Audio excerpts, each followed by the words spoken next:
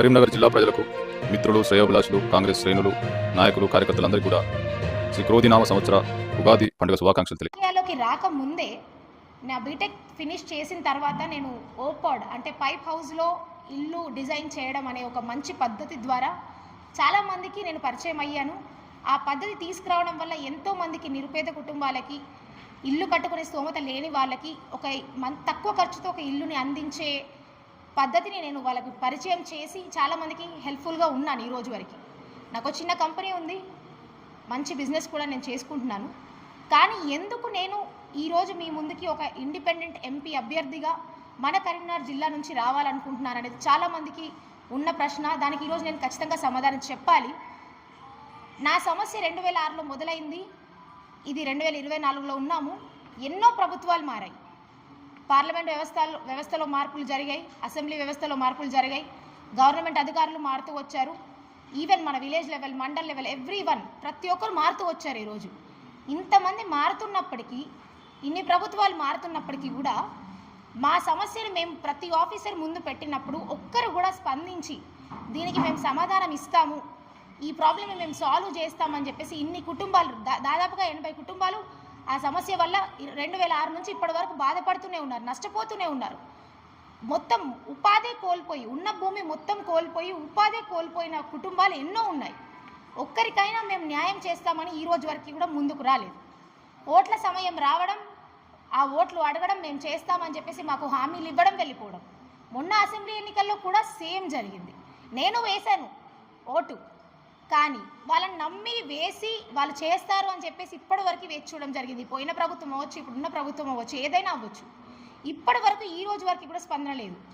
6 రోజుల ముందు నా సమస్యని నేను మీ అందరి ముందుకు తీసుకురావాలని చెప్పేసి నా సమస్యని నేను డీటెయిల్గా ఎక్స్ప్లెయిన్ చేసి మేము ఒక వీడియో పోస్ట్ చేయడం అనేది జరిగింది.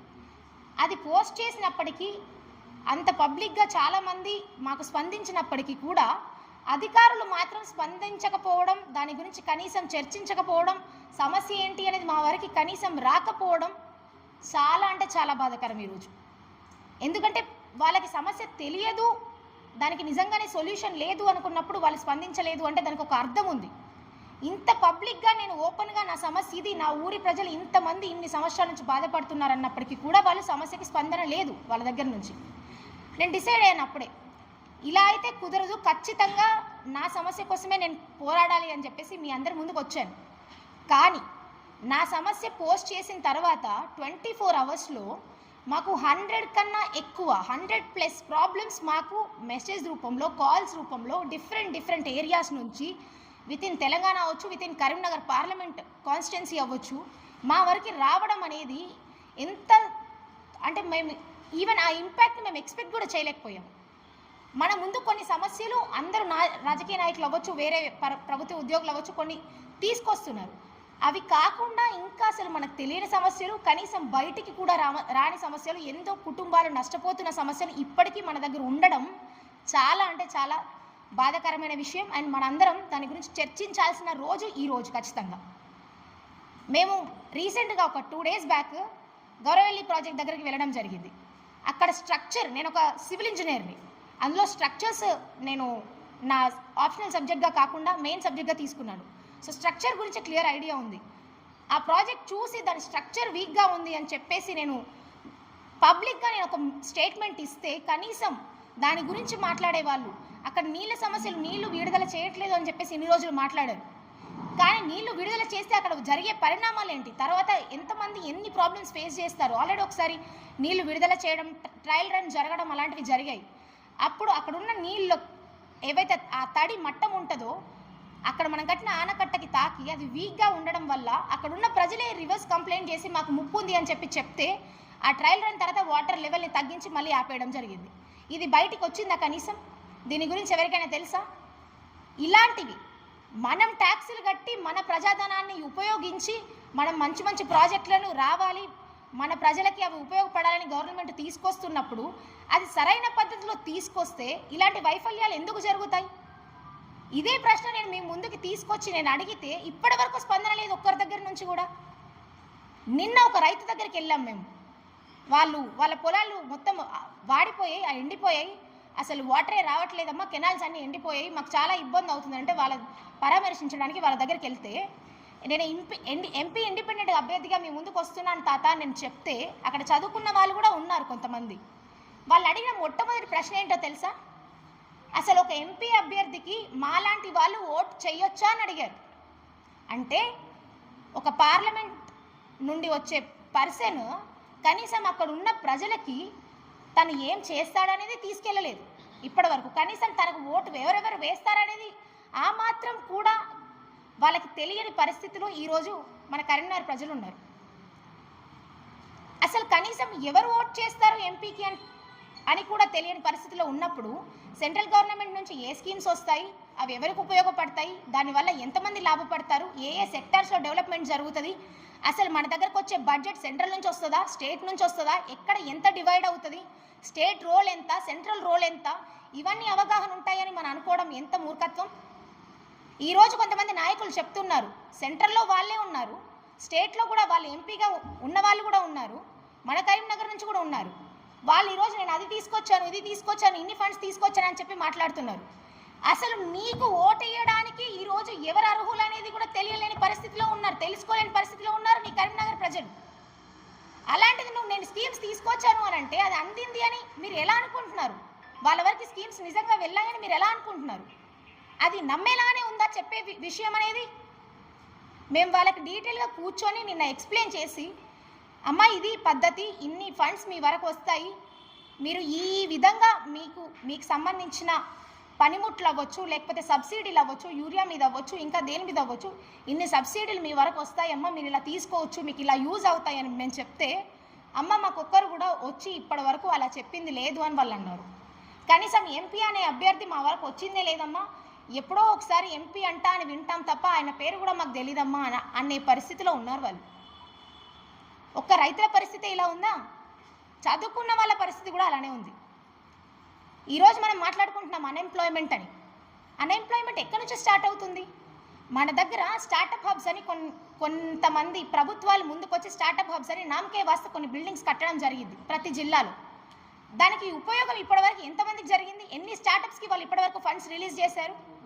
రీసెంట్గా నాకు దగ్గరి స్నేహితురాలు, తను ఒక ముస్లిం అమ్మాయి, తను వెళ్ళి తనకి సంబంధించిన ఒక అగ్రికల్చర్కి సంబంధించిన ఒక మంచి స్టార్టప్ని ఒక మంచి డాక్యుమెంట్ చేసి, ఒక 40 పేజీల డాక్యుమెంట్ చేసి ఒక మేనేజర్ దగ్గర తీసుకెళ్ళి, ఒక మంచి బ్యాంక్, సెంట్రల్ బ్యాంక్, ఆ మేనేజర్ దగ్గర తీసుకెళ్ళి, సరే ఇది నా ప్రాజెక్ట్, దీనివల్ల ఇంతమందికి రైతులకు ఉపయోగపడుతుంది, అగ్రికల్చర్లో మనము మోడర్న్ టెక్నాలజీస్ ఏవైతే ఉన్నాయో వాటిని అన్నింటినీ మనం ఇక్కడ యూజ్ చేయగలుగుతాము, చాలామందికి ఉన్న సబ్సిడీస్ కాకుండా సపరేట్ లోన్స్ మనం యూజ్ చేసి, ఇంకా అడ్వాన్స్డ్ టెక్నాలజీని మనం యూజ్ చేసి ఆర్గానిక్ పద్ధతిలో మనం పంటల్ని త్వరగా పండించగలుగుతాము, దాన్ని ఎక్స్పోర్ట్స్కి మనం పంపిస్తే ఇంకా రైతులకి ఇప్పుడున్న సబ్సిడీ రేట్లు సరిపోవట్లేదు కాబట్టి ఇంకా ఎక్కువ లాభాలు తీసుకునే అవకాశం ఉంటుందని తను ఒక డీటెయిల్ ప్రాజెక్ట్ చేసి 40 పేజెస్ కాపీని ఒక మేనేజర్ ముందు పెడితే, పిఎంఏజీపీ లోన్ కోసం తను వెళ్ళింది అక్కడికి.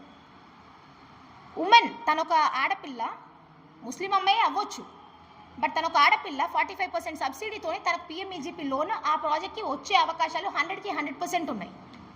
కానీ తను అక్కడ పెట్టినప్పుడు, తన ఫైల్ పెట్టినప్పుడు అక్కడ నుంచి వచ్చిన రెస్పాన్స్ ఏంటో తెలుసా? అమ్మ మాకు ఇప్పటి వరకు పిఎంఈజీపీ లోన్స్ కింద ఇలాంటి ప్రాజెక్ట్స్కి మేము ఎక్కడ ఏ ఫండ్స్ రిలీజ్ చేయలేదు, ఇలాంటివి ఉన్నాయని కూడా మాకు తెలియదమ్మా. తనేం చేసింది, ఇలా అయితే మా ప్రాజెక్ట్స్ ముందుకు వెళ్ళవు, ఇలా అయితే నా ప్రాజెక్ట్ సక్సెస్ అవ్వదు, నేను ఇంకా చాలామందికి దీన్ని తీసుకెళ్ళాలి అని చెప్పే ఉద్దేశంలో కొంతమంది రాజకీయ నాయకులను కూడా కలవడం జరిగింది. వాళ్ళు ఎవరైతే పదవిలో ఉన్నారో వాళ్ళ వరకు కూడా ఆ ప్రాజెక్ట్ ఫైల్ వెళ్ళలేదు. వాళ్ళ కిందున్న 2వ స్థాయిలో 3వ స్థాయిలో ఉన్న వాళ్ళ వరకే ప్రాజెక్ట్ ఫైల్ ఆగిపోయింది. అండ్ వాళ్ళు దాన్ని ఆపడానికి రివర్స్లో వాళ్ళు చెప్పిన సమాధానం ఏంటో తెలుసా? అమ్మ నీది మా మతం కాదమ్మా, మేము ఇలాంటి ప్రాజెక్ట్స్లను ఎంకరేజ్ చేయము, మీరు దీన్ని తీసుకొని వెళ్ళిపోవచ్చు ఇక్కడి నుంచి. అంటే డెవలప్మెంట్కి కులాలని, మతాలని, లేకపోతే వాళ్ళ ఆస్తులని, లేకపోతే వాళ్ళ కుటుంబాలని చూసి మనం ఈరోజు స్వాగతం పలుకుతున్నామా? ఒకరు ఒక మంచి ప్రాజెక్ట్తో ముందుకు వస్తున్నారు అని అంటే దాని అర్థం వాళ్ళు ఒక్కరు బాగుపడుతున్నారని కాదు, దాంతో ఒక 400 నుంచి 500 మందికి ఎంప్లాయ్మెంట్ కలుగుతుంది అని అర్థం. మన కరీంనగర్ నుంచి, మన పార్లమెంట్ నుంచి ఒక్క ప్రాజెక్ట్ సక్సెస్ అయినా కూడా 400 to 500 మెంబర్స్కి ఎంప్లాయ్మెంట్ క్రియేట్ అవుతుంది అంటే దానికి ఎవరు లాభపడతారు? ఎవరికి అది లాభం?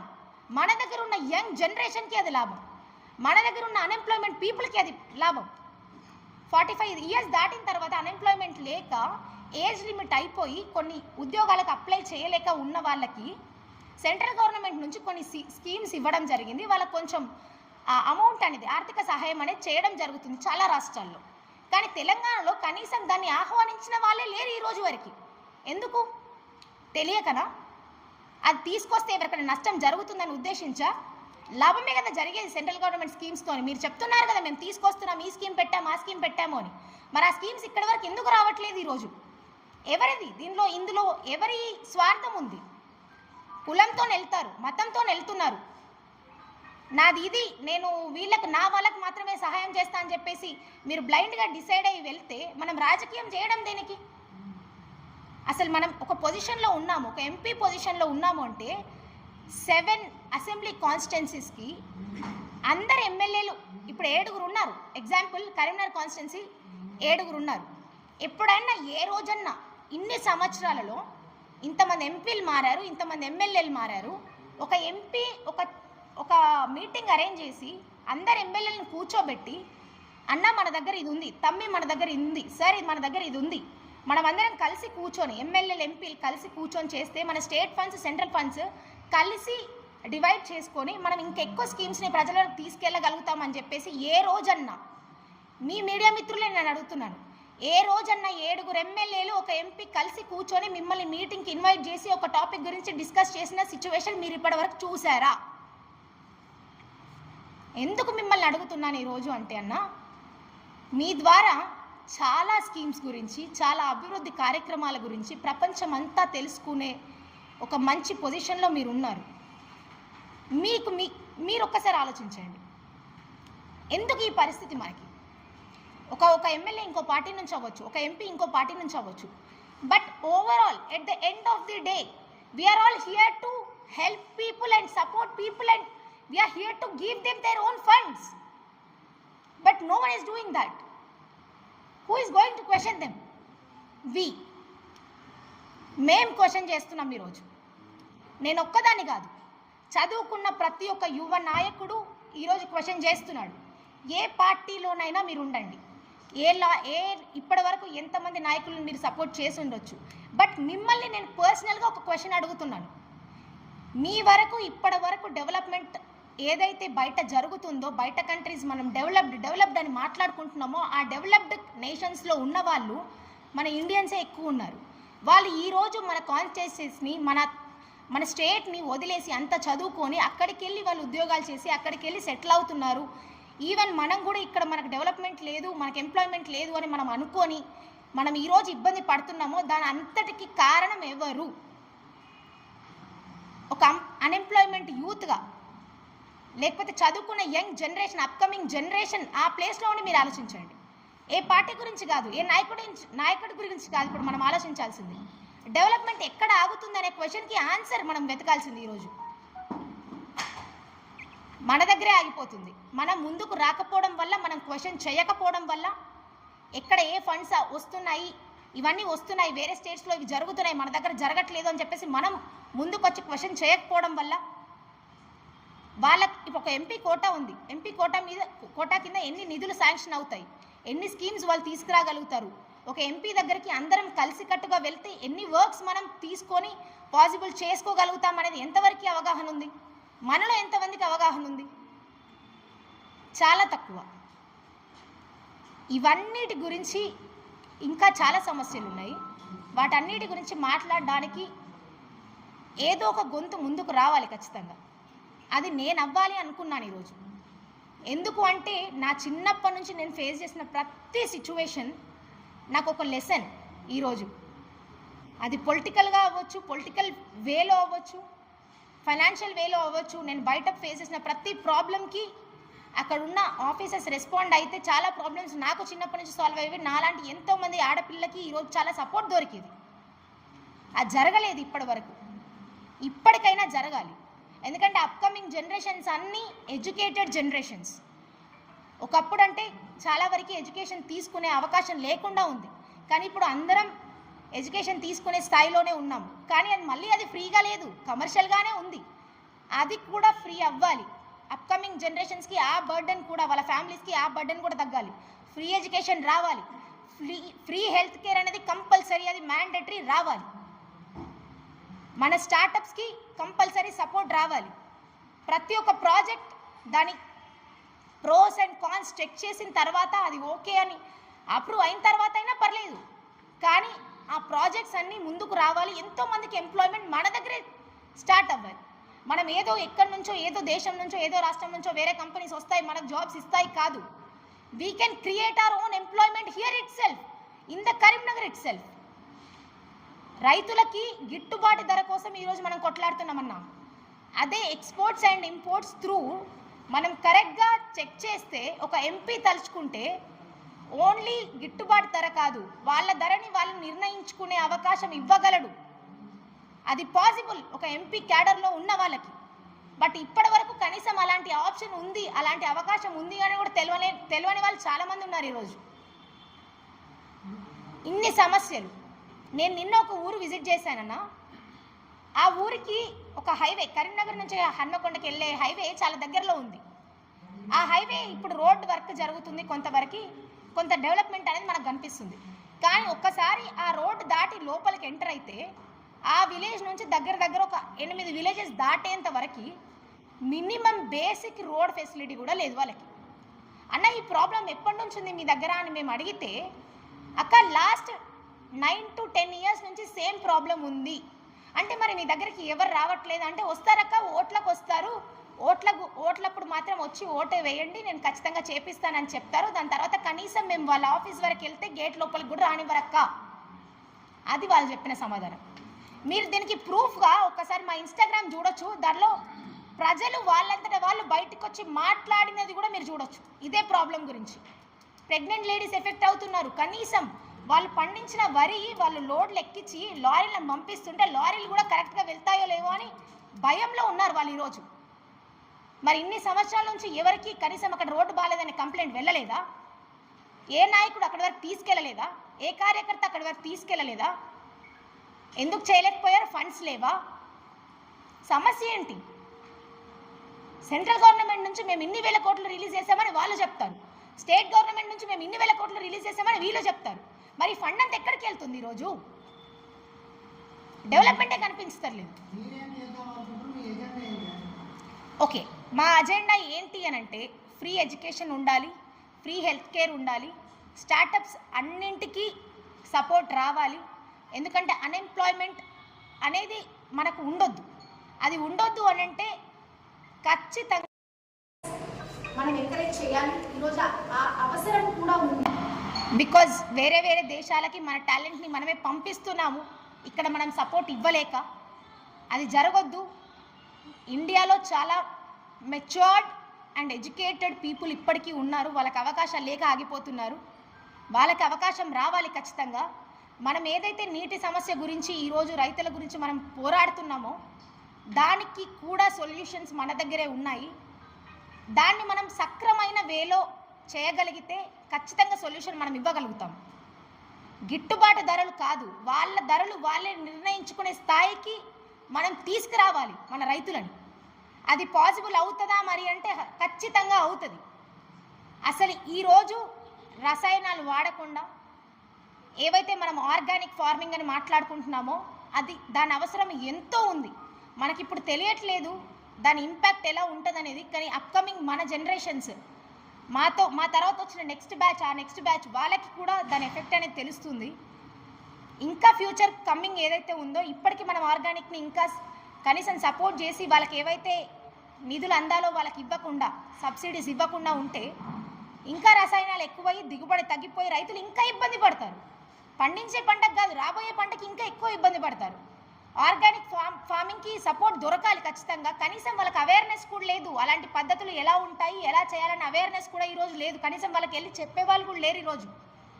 అది చెప్పడానికి ఖచ్చితంగా ఎడ్యుకేటెడ్ ఎవరైతే ఉన్నారో అగ్రికల్చర్ స్టూడెంట్స్ చాలామంది అన్ఎంప్లాయిడ్ ఉన్నారు, వాళ్ళందరినీ తీసుకొని వాళ్ళకి ఎంప్లాయ్మెంట్ కల్పించి మీరు అవేర్నెస్ కల్పించండి. తప్పేముంది? అందరికీ అక్కడ ఈక్వల్ బెనిఫిటే కదా జరుగుతుంది, ఎవరికి లాస్ జరగట్లేదు కదా. ఈ అవేర్నెస్ బయటికి రావాలి. ఆర్గానిక్ ఫార్మింగ్కి సపోర్ట్ జరగాలి. దానివల్లనే ఆర్గానిక్ ఫార్మింగ్కి సపోర్ట్ జరిగింది అని అంటే కొన్ని కేసెస్లో మనకి దిగుబడి తగ్గినప్పటికీ, స్టార్టింగ్లో మనకి దిగుబడి తగ్గుతుంది, బట్ తగ్గినప్పటికీ కూడా ఆర్గానిక్ క్రాప్కి రేట్ ఎక్కువ. అది ఏ పంట అయినా తీసుకోండి, మీరు కమర్షియల్ క్రాప్స్ తీసుకోండి, మనం రెగ్యులర్గా పండించే క్రాప్స్ తీసుకోండి, ఏదైనా తీసుకోండి, ఖచ్చితంగా దానికి కాస్ట్ అనేది మనం ప్రైస్ అనేది ఎక్కువ ఉంటుంది కాబట్టి బెనిఫిటే జరుగుతుంది రైతులకి. ఇన్ని అవేర్నెస్లు రావాలి. మోర్ ఓవర్ మా మెయిన్ ఇంపార్టెంట్ పాయింట్ ఏంటంటే సెంట్రల్ గవర్నమెంట్ నుంచి ఏవైతే చాలా స్టేట్లో స్కీమ్స్ అందుతున్నాయో అవి ఇప్పటికీ తెలంగాణ వాళ్ళకి పరిచయం కూడా లేదు. అది ఖచ్చితంగా ఇక్కడికి రావాలి ఆ స్కీమ్స్ అన్నీ. దాని నుంచి ఏదైతే ఫండింగ్ అలాట్ చేయడం జరిగిందో ప్రతి ఒక్క రూపాయి ఖర్చు పెట్టే వాళ్ళు రావాలి అండ్ ఖర్చు పెట్టాలి కూడా. ఎందుకంటే ఆ డెవలప్మెంట్ అనేది మనకు ఫండ్ రిలీజ్ అయినప్పుడు మనకు ఖచ్చితంగా ఇక్కడ పెడితేనే కనిపిస్తుంది. అంతేగాని 100 రిలీజ్ అయితే దానిలో 2 రూపాయలు పెడతాను, నేను 3 రూపాయలు పెడతాను అంటే ఇక్కడ డెవలప్మెంట్ కనిపించదు. అండ్ ఫండ్ రిలీజ్ చేసామని చెప్పేసి దాన్ని బయటికి మీరు న్యూస్ చేయడం కూడా యూజ్ ఉండదు. ఫండ్ తీసుకురండి, దాన్ని ఖచ్చితంగా ఇక్కడే ఇంప్లిమెంట్ చేయండి, ఆ ఫండ్స్ యూజ్ చేసి డెవలప్మెంట్ అనేది చూపించండి. దీనికోసం మేము కొట్లాడుతున్నాము. యాక్చువల్లీ మా ఒరిజినల్ అజెండా మేము ఇంకా రిలీజ్ చేయలేదు. మా నామినేషన్స్ రోజు మేము రిలీజ్ చేయాలనుకుంటున్నాము. బట్ మా మెయిన్ పాయింట్స్ అయితే ఇవే ఉంటాయి ఖచ్చితంగా.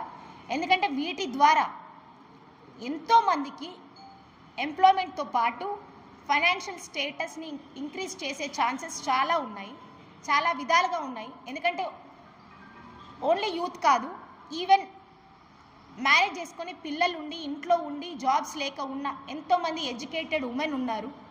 వాళ్ళకి కూడా వీటి ద్వారా అంటే మన కరీంనగర్లో మనం డెవలప్మెంట్ తీసుకురావడం వల్ల వాళ్ళు ఇన్ సిటీ అంటే వాళ్ళ ఏరియాలో ఉండి కూడా వాళ్ళు వర్క్ చేసుకునే ఆప్షన్ వాళ్ళకి దొరుకుతుంది. ఎందుకంటే వాళ్ళ పిల్లల్ని వదిలేసి ఎక్కడెక్కడో హైదరాబాద్కో బెంగళూరుకో వెళ్ళి వర్క్ చేయాలంటే చాలా ఇబ్బంది పడతారు. ఆ కేసెస్ ఉన్నాయి ఈరోజు మనకి. అదే వాళ్ళు ఉన్న కాన్స్టిట్యున్సీలో వాళ్ళు వర్క్ చేసుకోగలుగుతారు, వాళ్ళకి ఎంప్లాయ్మెంట్ దొరుకుతుంది, వాళ్ళు చదివిన దానికి న్యాయం జరుగుతుంది అని అంటే డెఫినెట్లీ చాలా మందికి అది హెల్పే అవుతుంది. ఇలాంటి ఎన్నో వాటి మీద మేము ఈరోజు పోరాటం చేస్తున్నాము. మా అజెండా మీకు త్వరలోనే రిలీజ్ చేస్తాము. అండ్ మేమేమేమి పాయింట్స్ అయితే చెప్పామో అవన్నీ మా అజెండాలో కూడా ఖచ్చితంగా మేము మెన్షన్ చేశాము. ఇంకా కొన్ని చేయాల్సినవి ఉన్నాయి, అవి కూడా మేము ముందుకు తీసుకొస్తాం త్వరలోనే.